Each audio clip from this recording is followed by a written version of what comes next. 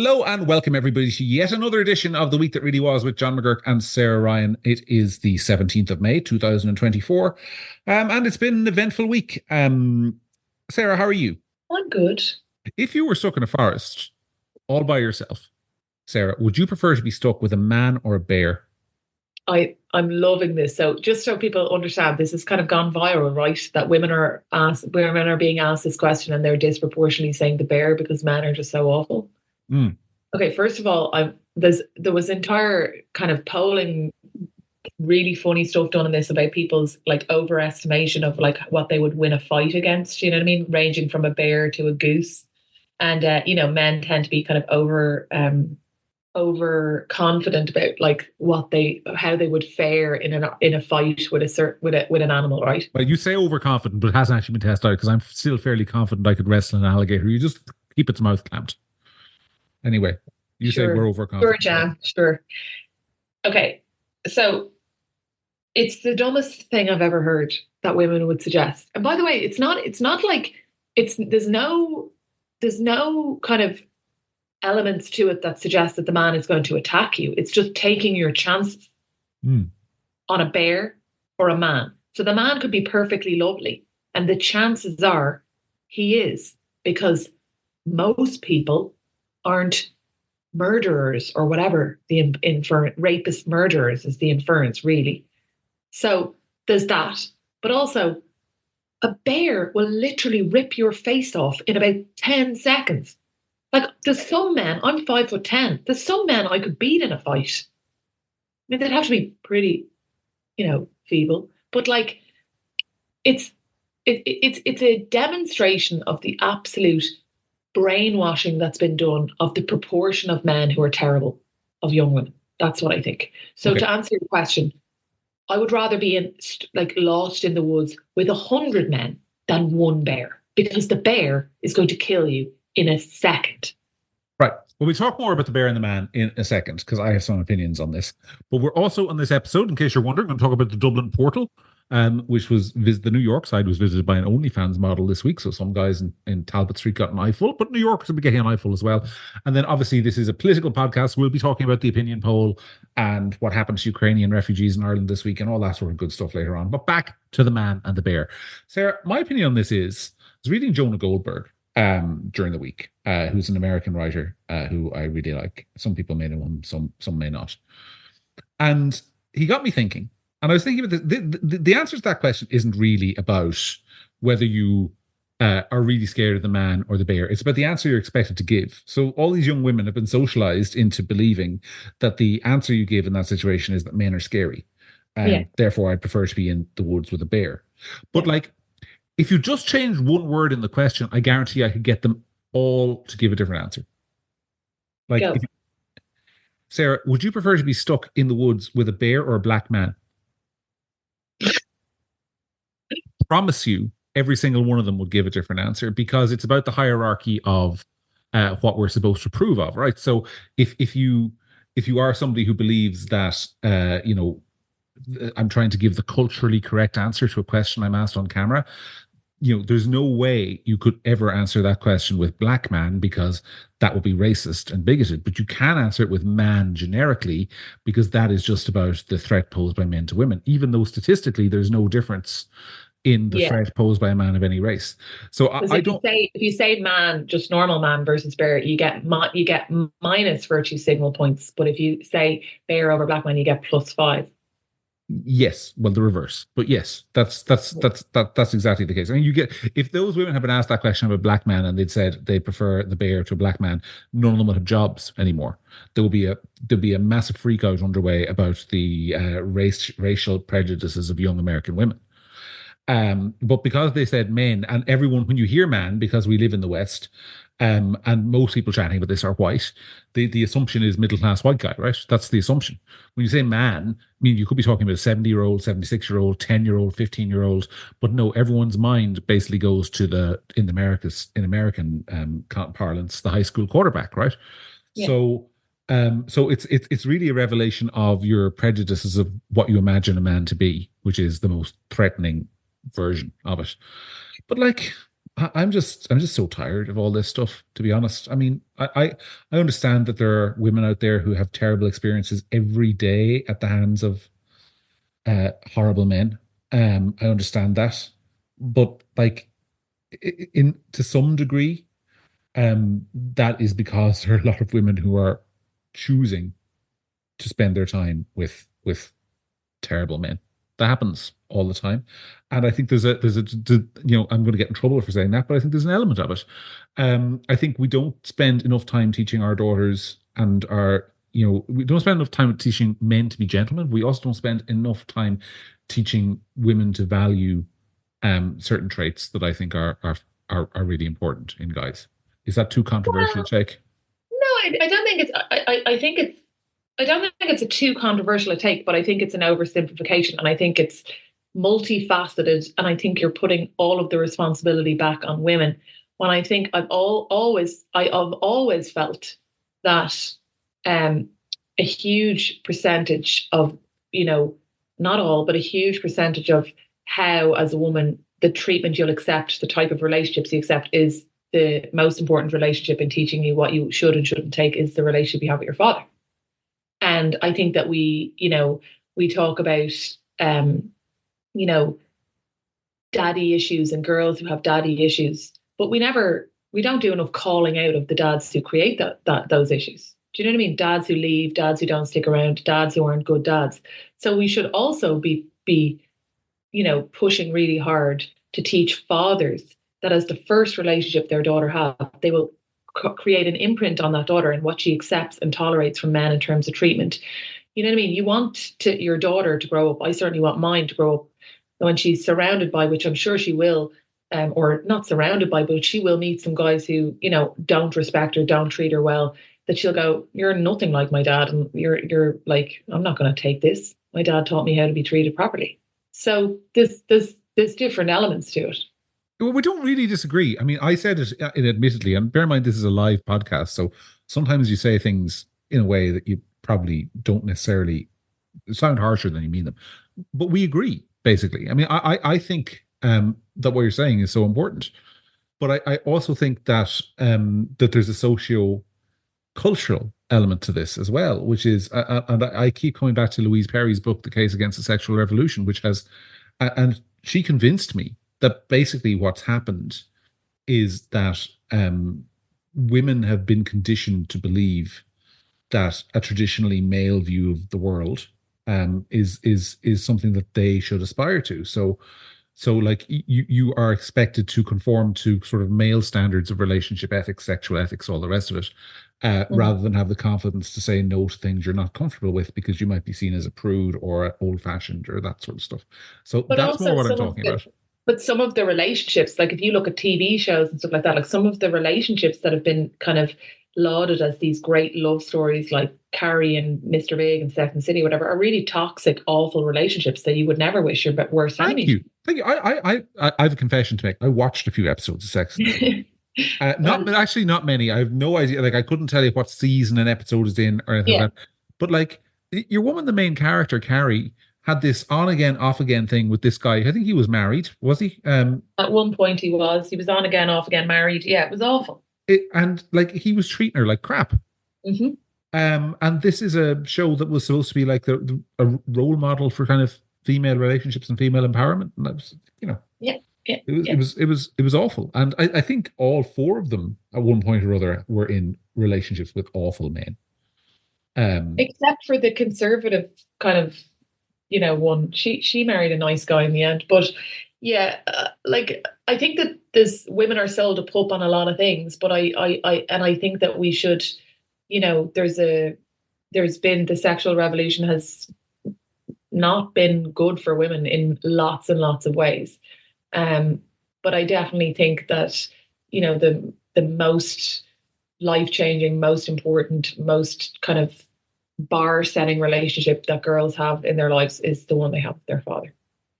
What about us blokes? What can we do better? Apart from the dishes and all that sort of stuff, I was very lucky to have an extremely good relationship with my dad, and I didn't really meet a lot of bad guys because I just didn't tolerate it.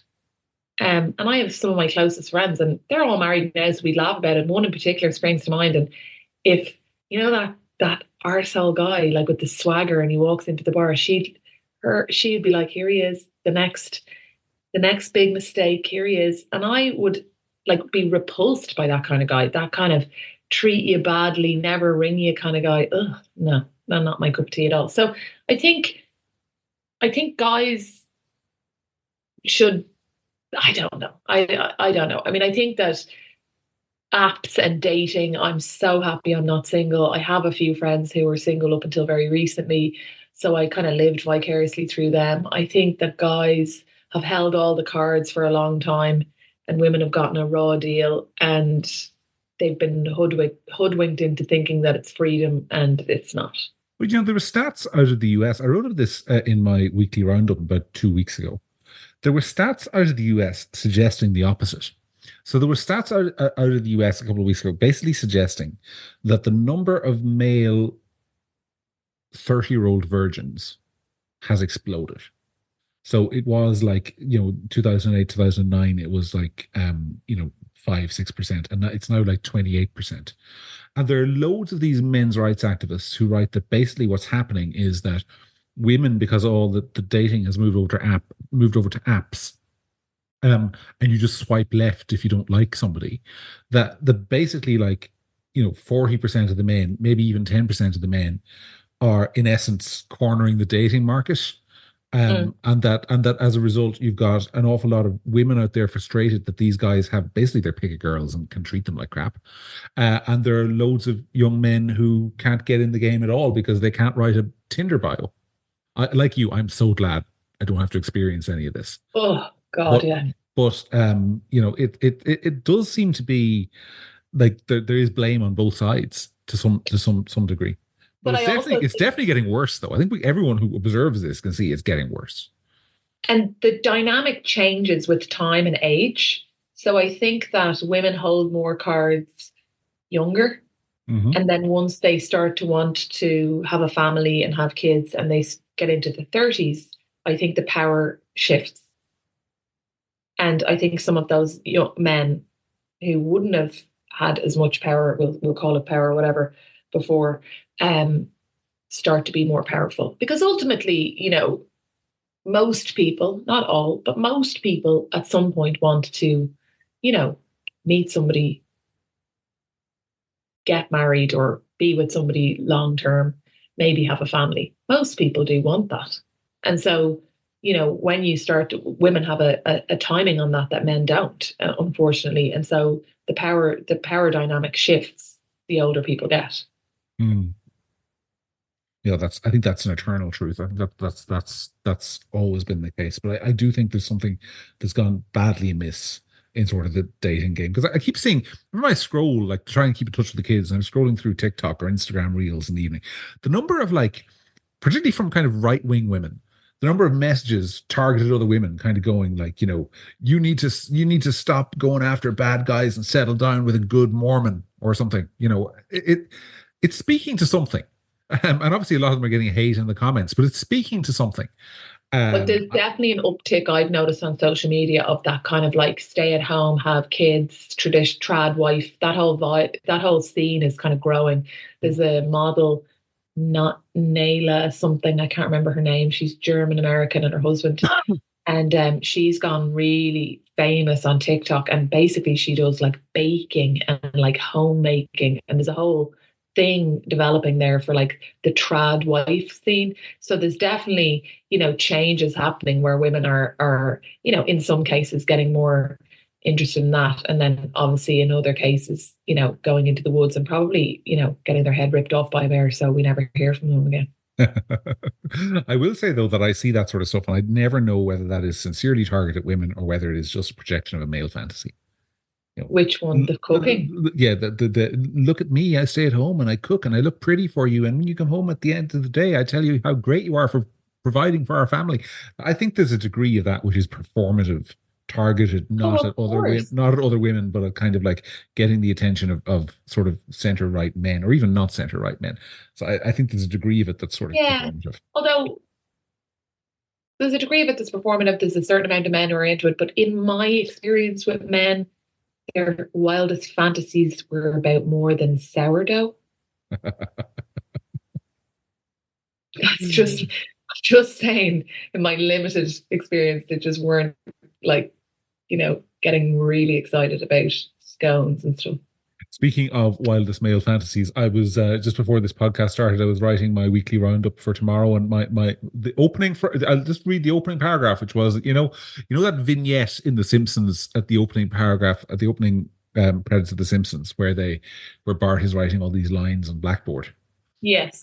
Well, going through my head all week was basically that you shall not write about the stupid portal. You shall not write about the stupid portal. You shall not write about the stupid portal.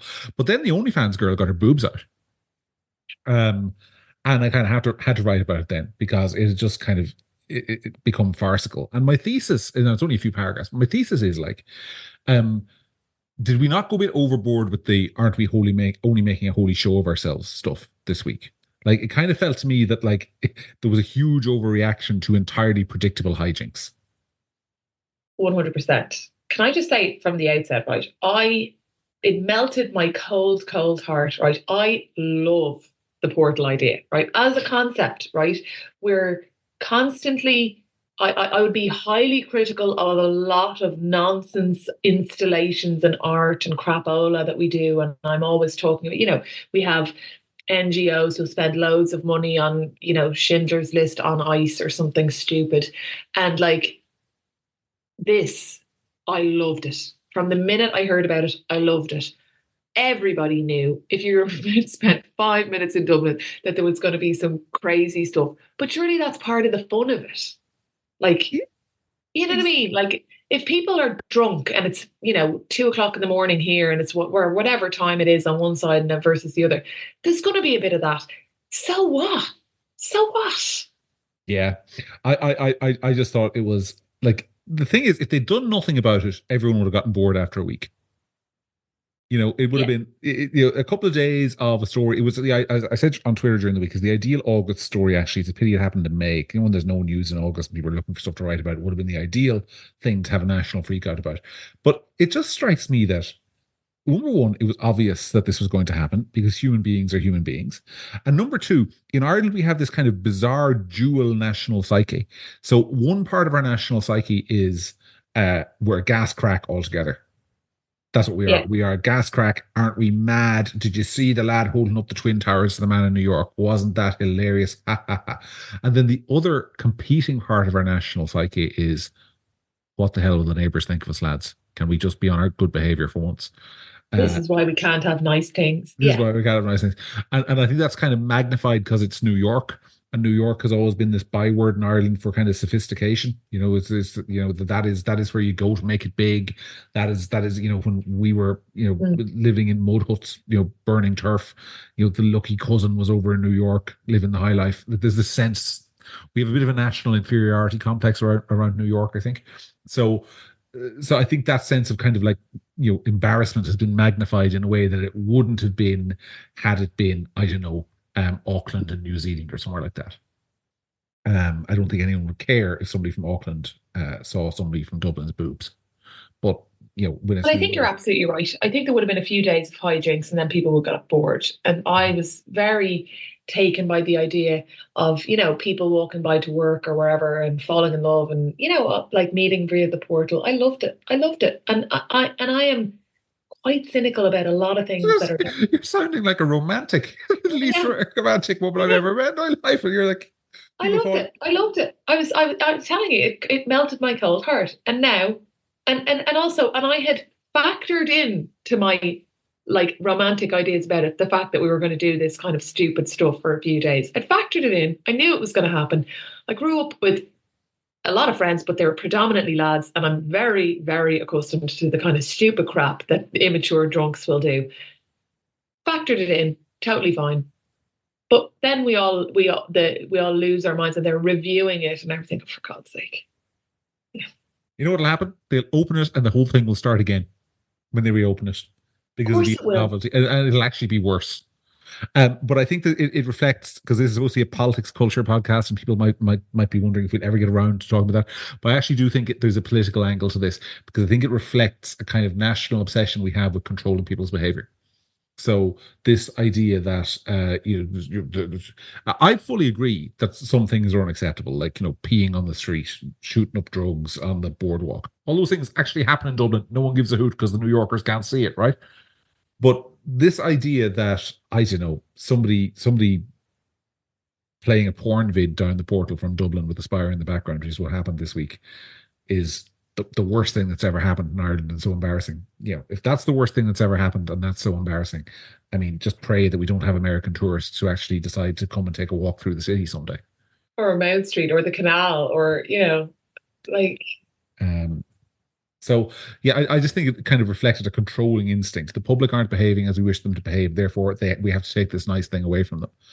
It's a controlling instinct, and then it's a kind of a pearl clutching thing where we pretend that we don't, that's some kind of other in society, when everybody knows, every single Irish person knows somebody. And if they don't, it's them who has a few drinks on them and does silly stuff like that. Mm. Obviously in the privacy of their own home up until now, but like the portal is just asking for trouble. The other thing is that it's not as if the New Yorkers were innocent. The OnlyFans model, who apparently has gotten 75,000 new Instagram followers because of her stunt, who flashed Dublin, was in the New York side. We had New Yorkers juggling potatoes to remind us all of the time when we sadly had no potatoes. It's not as if the New Yorkers were innocent in all of this, but that would have settled down as well. So it's just one of those things where I think that the kind of fun police decided to put an end to it. And I think that was a bad decision. Well, there's a lot of negativity, and there's a lot of bad stuff, and there's a lot of things that aren't working well. And sometimes you can get kind of disillusioned with your fellow man, and you can get bogged down with the negativity of the world and the city and the country and politics or whatever. But I just felt like my Irish brothers and sisters showed up for me this week in the portal, and I'm here for it. By the way, I actually agree with you. I wouldn't go so far as to say people falling in love through the portal, but I think they're a nice idea. But can you imagine what would happen if there was a portal between Dublin and Kerry? Can you imagine? It'd be 10 times worse. Or a portal, God help us. I mean, if you really want to have fun, like put a portal on the Shankill Road and one in Finglas, in Belfast to Finglas, proper loyalist Belfast to Finglas, and see what would happen. We'd be at war by the end of the week. But I do think they're a nice idea, and I think we should have more of them, frankly. I think it will be, in the connected world in which we live, it would be a cool thing to install in loads of cities around the world, connecting places. But apparently we, as you say, can't have nice things. Anyway, somebody else who can't have nice things, let's talk some actual sort of political stuff for the listeners who care about this sort of thing. Other people who can't have nice things are Ukrainians. They've had their welfare payments. It's announced, for those who aren't working, will be slashed from €232 a week to €38 a week, which is, Sarah, I think even you guys in Fianna Fáil didn't manage that during the crash, a welfare cut of that scale. What did you make of it? First of all, you guys in Fianna Fáil. Well, you were in Fianna Fáil at the time. 10 years ago. Anyway. I'm still holding it against you. I know. So am I. I think that the government has been infiltrated by the far right, and that's terrible. Now, I mean, there's a meme that goes around that's like, oh no, the inevitable consequence of my actions. Mm-hmm. It reminds me of that.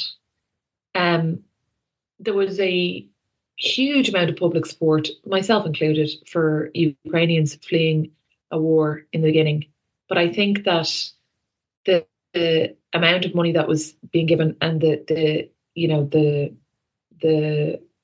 supports and the benefits that were being given out were naturally going to aggravate Irish people who weren't in receipt of the same, and have cost us a massive amount of money, and caused an influx where, the average wage is around €600 in Ukraine, was obviously going to cause an influx of people who weren't, Ukraine is not entirely at war. There's parts of Ukraine that are completely, or not completely, but relatively untouched by the war. There's no front, if you know what I mean.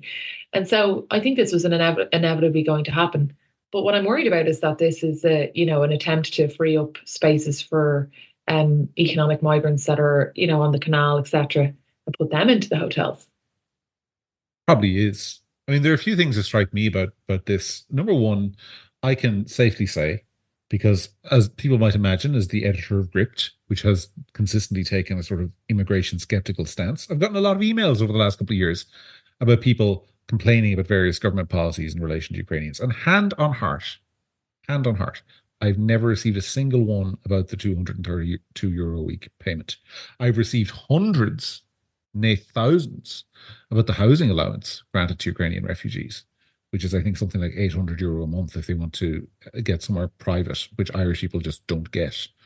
And I think that should have been the first thing to go, because that actually disadvantages Irish people looking for somewhere to rent. The government haven't touched that.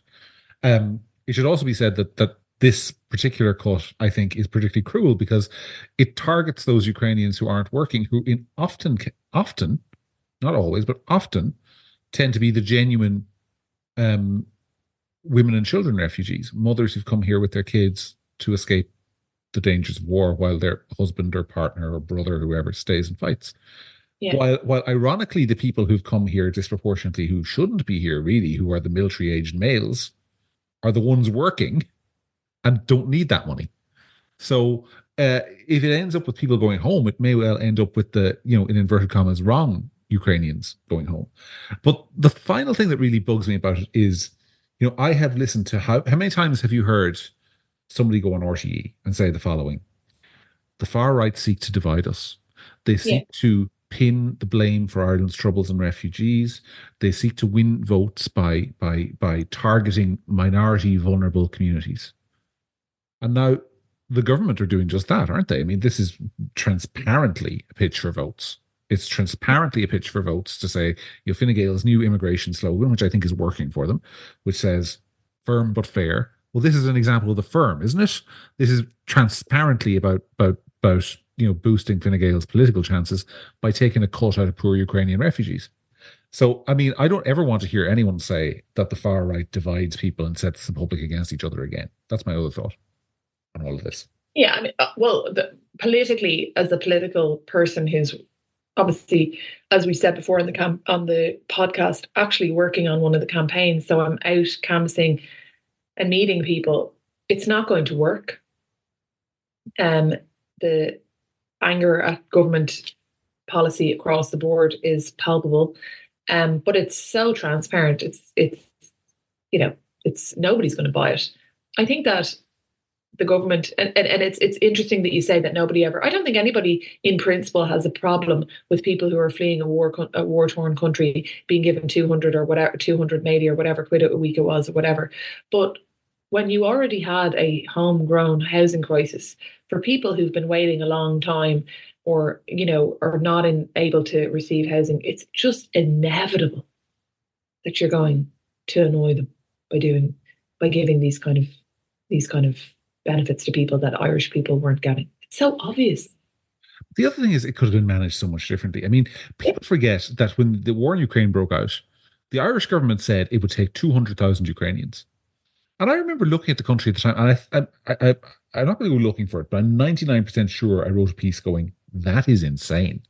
We with the best will in the world, we can't fit another 200,000 people in here. Where are they going to go? But no, that's what we're going to do. We're going to announce it grandly internationally, and we're going to give them all. I mean, we basically we did everything other than actually go over to Ukraine and recruit people to come here, basically, was our policy. And we made all these promises, which the government can't keep. And I mean, it's like, you use the example on this podcast so many times. It's like the family who announces that they'll take 26 foster kids into their 3-bedroom house and then puts them up in tents in the back garden and expects to be congratulated for being compassionate. Yeah. That's what it's like. Yeah. And I agree with you. I sense there's a lot of hostility out there, I think, towards individuals who come to this country having destroyed their documents and present at Dublin Airport and pretend they don't have a passport and have applied for asylum 7 or 8 other countries and then apply here in Ireland and expect to be put up.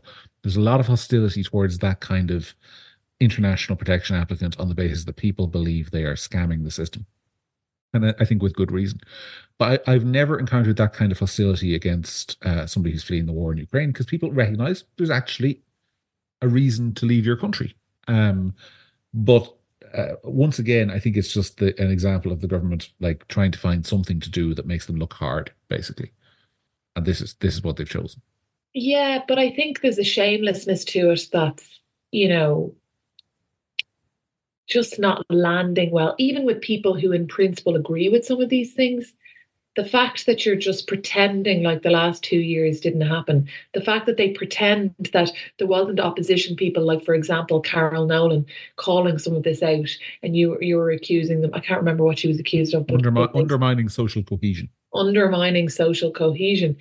And that there's just that we just, we move on. We pretend none of that ever happened. It's just not working anymore.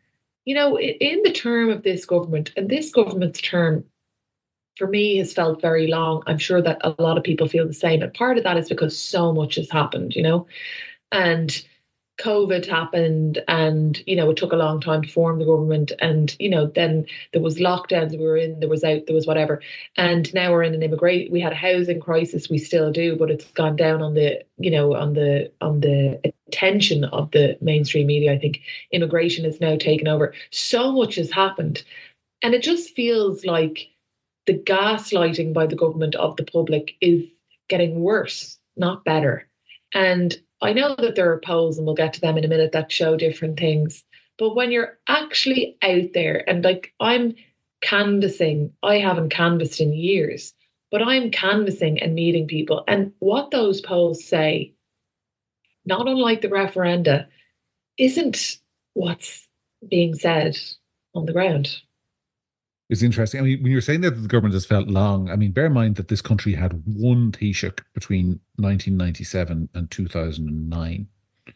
And there have been, 3 people, but 4 separate Taoiseachships since the last election. Yeah. Leo Varadkar twice, with Micheál Martin in between, and now Simon Harris.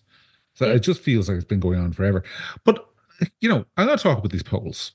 Because, I feel like Principal Skinner, is it us or is it the children who are wrong? Because the opinion poll released today, I think, shows something you and I have been talking about for a long time, which is Sinn Féin's ongoing alienation from its voter base. They're down to actually less now than what they got at the last election, which must be terrifying for them.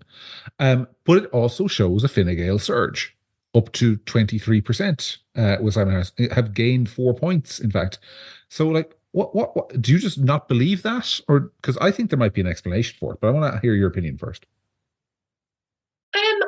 I think that I believe that you're asking me about Fine Gael. I believe that Fine Gael have gone up a couple of points. Yes. Right. I think the change in leader, I think that just a natural kind of trickle back as it gets closer to the election and people start to feel people don't really orientate themselves towards what they're going to do in an election, I think, until the last 2 weeks. You saw it on the referendum, you see it all the time. I think as we get closer to an election and people start to think about the next 5 years, there's a solid Fine Gael voter who kind of trickles back on the basis that they, at the moment, aren't seeing a viable alternative. So they're grudgingly going back a little bit. Couple of points in that, I think. Yeah, I think there's another element too, which is I think Fine Gael's immigration message is landing. I really do. I hear people shouting at their computer or their car radio, wherever they're listening to this on, when I say that. But I've written this a couple of times now this week. I have another piece out on today for subscribers. But I think this thing of there's a new broom in, Simon Harris is in. He says we're going to be firm but fair in immigration. He's cleared the tents. He's brutalized the Ukrainians a little bit. He's talking about a new system. There are people out there who think that the EU Migration Pact is a good thing, and there's an argument that by the way, it's a fair argument that it might make a positive difference, at least in the short term. So I think, when you think, people always say, 75% of people in the country think immigration is too high. They do. I believe that polls. Anyone who's canvassed believes that poll. But within that 75%, there's a spectrum of opinions. And there is a section of that 75% who just feel like the government lost control. And now they think the government is starting to get control back again, so they don't have to be as concerned. And if they keep going in the direction they're going in, it might be safe to vote for them again. So I think Fine Gael are winning back some voters on that issue specifically. And I think it's notable that Fianna Fáil aren't, because they're not the ones making the decisions. So people feel like this new Fine Gael government, or new Fine Gael under Simon Harris, is listening to them more than the last Fine Gael, and they're being rewarded for that. I think that's the simple explanation. But then Sinn Fein, I mean, what a basket case this is turning out to be for them. And you know what, John? You can really, really, really feel it when you go canvassing. Yeah, tell us now about your experiences with the Niall Boylan campaign and everyone telling you they want to vote for Niall Boylan and how wonderful.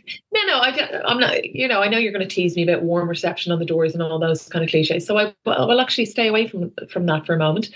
Well, I have canvassed in Finglas, Swords, Blanche, Tala, across the city, a pretty broad spectrum. And there's been a couple of people who've been like, I'm voting Sinn Fein for sure. I mean, there's definitely a percentage of people who are voting Sinn Fein, but there are a huge amount of people who have approached us and said that Sinn Fein are traitors, they're this, they're that. This phrase, I've seen it online. A woman said it to me last week in Dominic. It was Brits out, but everybody else in.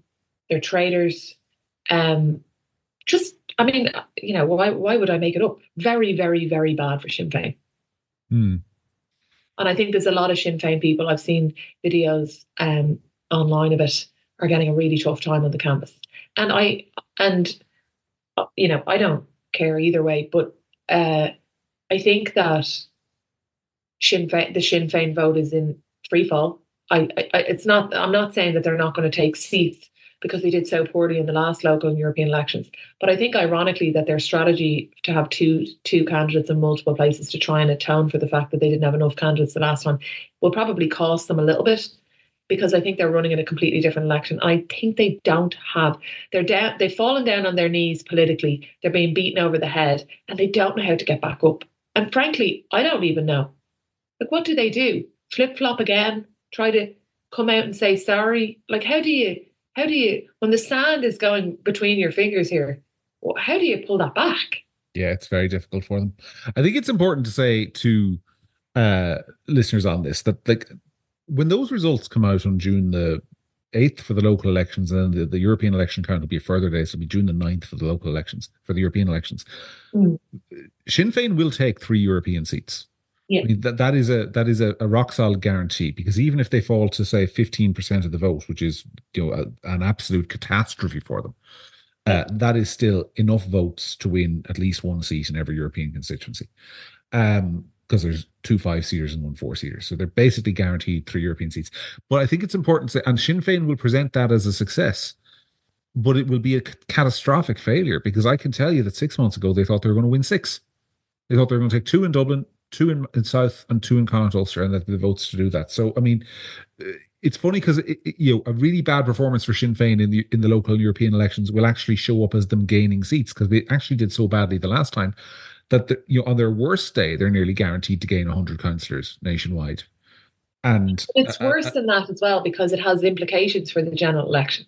And what I'm seeing is something quite different. And I know it when I see it, because I canvassed for Fianna Fáil in 2007, or 2011, should I say, in that general election. And quite simply, there's a phrase in family law as well: nobody hates you like someone who loved you.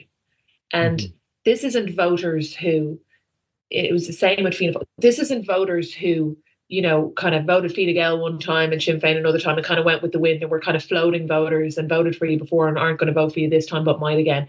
This is a betrayal. This is people who feel, particularly working class people, who feel like they voted, that Sinn Fein was there for them, that Sinn Fein represented them, and that Sinn Fein in opposite, they haven't even gotten into government, and Sinn Fein has betrayed them.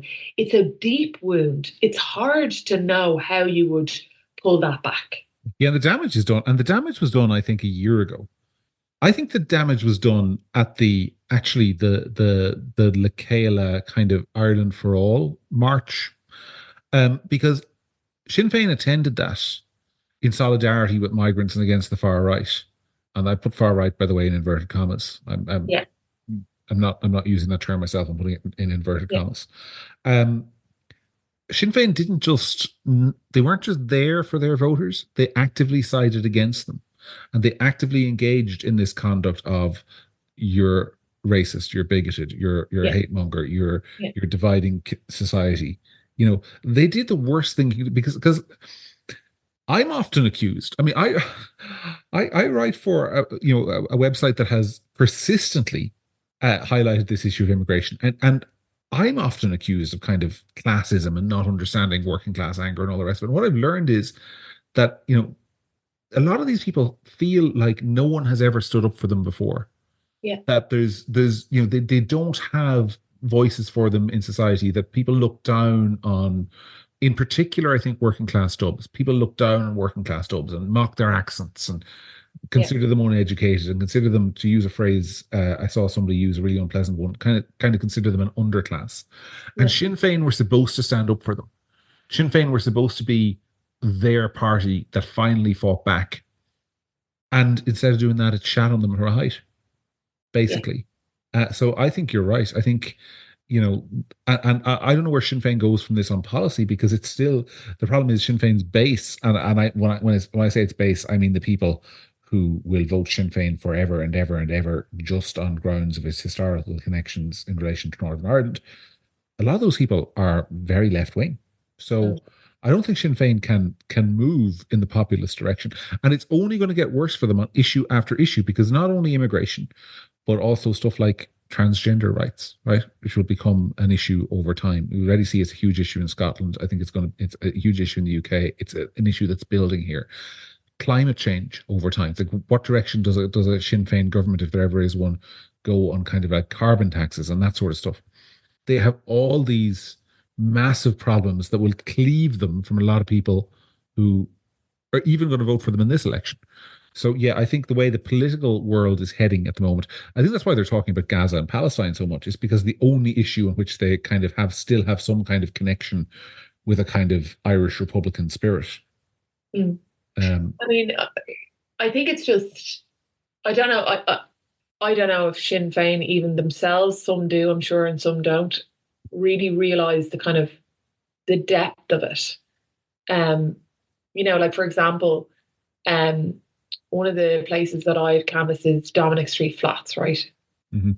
And Dominic Street Flats is, I don't know if you know Dominic Street, but um, been a regeneration project. So one side of the street is the old flats, and then there's been new flats built on the other side on the right hand side of the road if you're coming from the Ilex Centre. Mhm. And beautiful, like really, really nice kind of red brick. You go in, beautiful gardens in the back, really, really, really nice. And their apartments, they're fabulous. And so I was in there, and the meetings about that regeneration project were often, or meetings about that regeneration project for local residents were often held in Mary Lou's office, I'm told, which is over just behind these apartments, if you know what I mean. You can see them from the balcony. You can see her office from the balconies. Mhm. And one of the guys in there told me that, so obviously Mary Lou was very involved in that regeneration project. It's right on the doorstep of her office, big, very popular at a time. And the guy that I spoke to who lives in there said that they reckoned the Chinners are afraid to go in there because not one person in there is voting for them, that they are fuming with them, that there's a site next door to there where they're building a school to replace a new school for the school where that horrific incident happened outside it around the corner. And these people are just former Sinn Fein, and it's like an ex. No one hates you like someone who loved you, basically. And if I was a Sinn Fein strategist working in their offices, and trying to look forward towards, a general election, because, and I'm not gonna say, of course, European and local elections are really important, but it's always been the case if you're the government that the public will use the election as an opportunity to give you a bit of a kicking, to send you a message, to send you a warning. And oftentimes, I have always felt like many government parties strategically will want to allow that to a certain extent, because it allows the public, the voter, their system. You're in opposition, and the narrative becomes that you got a kicking. And I take your point, they're still going to get 3 seats anyway, but like that you don't do as well and that you're in a kind of a free fall. You're going into the general election hobbled. Yep. And if I was a strategist working for Sinn Fein, forget these elections for a minute. I'd be really concerned about what the messaging and how the party gains back trust, gains back respect, gains back credibility, gains back voters' hearts and minds in a very short space that's going to exist between these elections and the next general election. Well, it'll be entertaining if nothing else. Anyway, let's focus a little bit on these elections. I'm going to interview your guy because I've been doing this series of interviews with candidates. 2 of them have been, by the time this podcast is going out, 2 of them will have been published with Patrick Bean and Herman Kelly. There's another one coming tomorrow with actually somebody who, I'm going to say this because I think it's fair to be transparent. The person who has changed my mind about them the most, let's put it this way, because I thought Patrick Bean was very impressive in his interview, and I thought Herman Kelly was very good in his. But there's an interview coming out tomorrow with Peter Casey, and I have to say Peter Casey impressed me a lot, because he kind of has this image sometimes as a guy who just says things and doesn't really think about policy that much, and has a good line for one-liner. But I actually thought he was really thoughtful on a range of issues. Now, saying that, some of the stuff he said will be deeply unpopular with some of my listeners. I have no doubt about that. I won't spoil it, but I thought he was surprisingly thoughtful. So we're going to keep doing those. I think we'll have one with Niall next week. Go hard on him. He can take it. Well, I hope so. But I'm not. Well, this is the thing. I'm not going hard with everybody, or indeed anybody really. I mean, unless there's a specific reason to go hard on them. Like I'm trying to be fair to everybody, because these people are putting themselves before the electorate. They deserve a hearing, and also like a lot. There's a debate as we're recording this on Thursday night. There's a debate in I think it's actually the Dublin European Parliament constituency, which has 5 candidates, all from the major political parties, and your guy isn't on it. But also there are lots of other people. We didn't get the call, unfortunately. It must have got lost. Yeah, like I feel like the mainstream media is kind of like determined to just keep these elections to the old parties, and try and keep a lid on things as much as possible. So I'm just trying to give, in my own small way, a bit of fairness to people who. Well, I mean, just on that, like, I don't think I think that kind of thing might have worked before social media, but I don't think it works. I think it actually reinforces deep suspicion amongst a huge amount of the public now that it exists, that mainstream media are basically a lapdog for the government, and that they do what's they're told effectively. And if you live in a democracy and you are having debates in a free and fair election, and at the very least, I mean, campaigns are obviously about getting people elected, but they're also about having conversations. And if you stop those conversations fundamentally, there are tons of people that I don't like what they think, obviously, but if you try and stop those ideas, it doesn't work, and it's terrible for democracy. And I just think it's plain wrong, and that's what's happening in these elections. I'd love to say I'm surprised. I'm not, but the messaging and the feedback that we get about the fact that Niall is not invited on a debate for the Dublin constituency, where polling and Boyle Sports and every other factor has him definitely in the hunt for a seat, and that people are on that debate who aren't polling or showing as being definitely in the hunt for a seat, but are part of more mainstream media, it's just wrong. Well, and it's not just you guys. I should say, actually, it's not even just the right. I mean, Rory Hearn, I saw complaining today that he, as a Social Democrat, is not included in the RTE Northwest debate.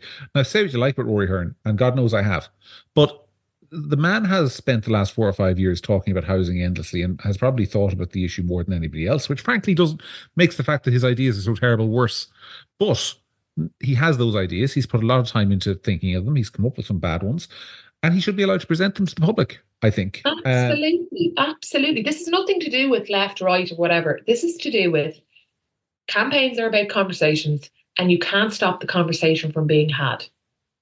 Yeah, He's absolutely within his rights. He's done his Uberwalia on housing, whether you agree with him or not. It doesn't matter. Let him on. Let the voters decide. Let the voters be informed by what people are about. anyway. Just nonsense. Well, that's not RTE's job, is it, to inform the voters? Incidentally, we published a story during the week that shows that over the last 5 years, the government, and by the government I mean the 15 departments under the auspices of a cabinet minister, have collectively poured 20 million euros in advertising into Irish newspapers over the term of this government, which is an astonishing sum. And it's even more astonishing when you consider that that figure doesn't include, Sarah, all the money spent by, say, the HSE on advertising, or various other governments like government departments like the Road Safety Authority or what have you. Those figures don't include that. So the amount of money being poured into the media by the government is astonishing. So at least they're getting value for it in these debates. Well, the only good thing is that, not unlike the referendum, the people will have their say. So let's see. They will. We will see. And we will keep talking about this between now and the referendum. In terms of upcoming program, as I say, as I say, tomorrow on this channel, there will be an interview with Peter Casey. And then over the next week, there will be 3 more interviews. I believe at this stage, I know who Niall Boylan is going to be one of them. I won't say who the other 2 are because they haven't been firmed up yet, but they will all be sort of independent or minor party candidates who aren't really getting the platform they deserve elsewhere. But until next week, that's all from Sarah and I. So thanks so much for listening to us. As ever, we'll be back next week for another edition of The Week That Really Was. Enjoy your weekends.